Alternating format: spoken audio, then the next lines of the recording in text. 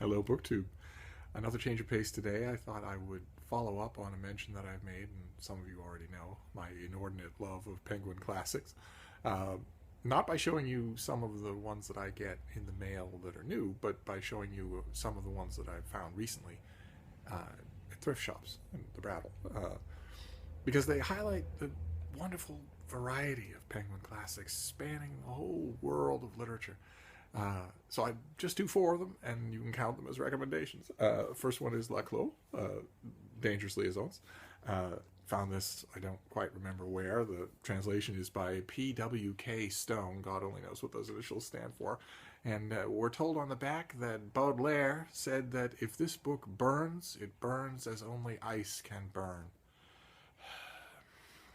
But anyway, the introduction gives us a glimpse of why in 1782 this was such a hit in Paris, had everybody talking.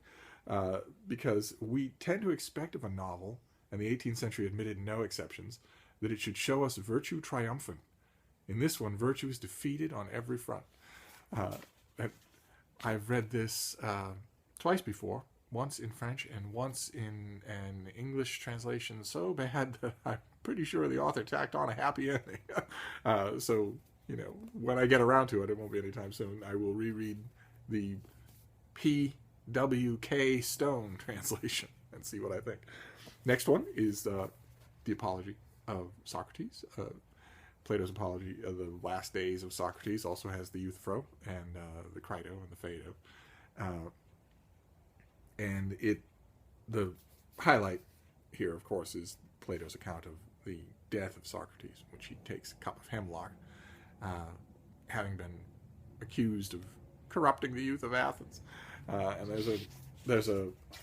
the translator here is Christopher Rowe, and at one point he says, the constant refrain of Plato's Socrates is that his fellow citizens fail to recognize that they know nothing.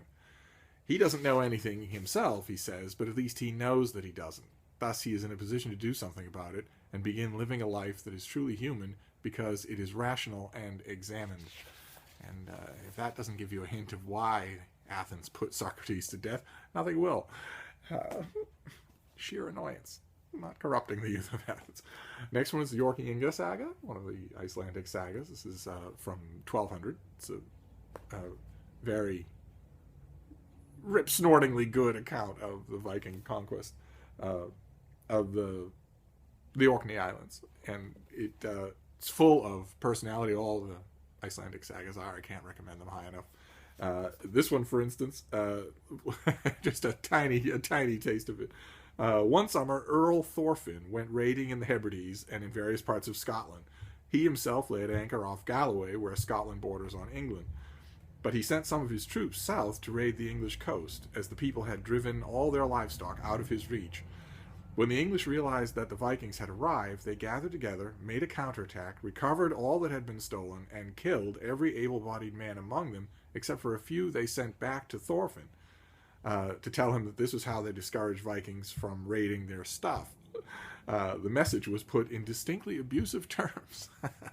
The saga writers always have that little glint of sarcasm that I love so much. And the last one, the only one of these four that's not a translation, The Log from the Sea of Cortez by John Steinbeck, one of his nonfiction works. This is an account of a 4,000-mile nautical journey that he and a friend took around the Baja Peninsula and into the Sea of Cortez. And it's wonderful in a way that I have never found Steinbeck's fiction. I wish the man had just written nonfiction for his whole life. He is effortlessly, in these accounts, literate and funny and wry, and I love it. I really do. I haven't read The Log of the Sea of Cortez in quite some time, so this will be actually a reread that will happen soon. At one point, after a drinking bout, he writes, late in the night we recalled that Horace says fried shrimps and African snails will cure a hangover. Neither was available, and we wonder whether this classical remedy for a time-bridging ailment has been prescribed and tried since classical times. We do not know what snails he refers to, or whether it is a marine snail or an escargot. It is too bad that such imaginative remedies have been abandoned for the banalities of antacids, heart stimulants, and analgesics. that tone goes throughout. I remember it vividly, and I will look forward to reading it again. And it's that joy of finding worthwhile stuff that you want to read or reread again that is, in my opinion, the joy of Penguin Classics. That's why I always grab them when I find them, unless they're, a duplicate. So that's it for Penguin Classics of a day. We'll get to more Penguin Classics, many more in time. But until then, have a good day, and I'll see you tomorrow. Thanks.